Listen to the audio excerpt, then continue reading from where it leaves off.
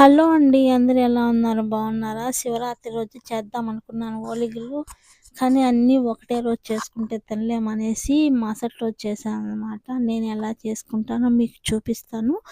చూద్దాం వచ్చేయండి. మైదా పిండి వచ్చేసి మన చపాతీ పిండి ఎలా పిసుక్కుంటామో అలా పిసుక్కొని పక్కన పెట్టుకోవాలనమాట.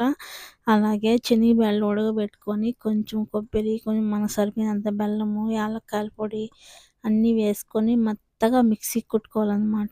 తర్వాత వచ్చేసి చపాతీ మాదిరి చేసేసి రుద్దుకొని రుద్దుకున్న చపాతీలో మనం ఏదైతే ఈ శనగబ్యాళ్ళు, బెల్లం వేసి పిండి కొట్టుకున్నామో అదెత్తి మధ్యలో పెట్టుకొని బాగా కొంచెం ఒక్కరో పైన ఆయిల్ అద్దేసి అట్టట్ట రుద్దుకోవాలనమాట పగిలిపోకుండా.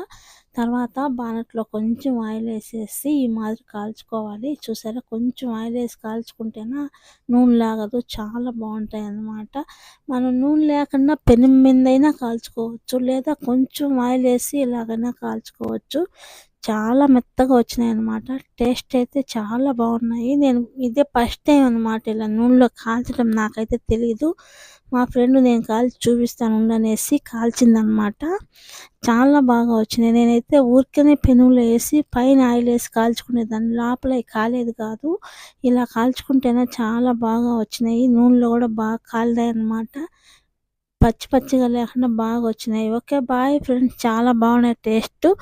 వీడియో నచ్చుంటే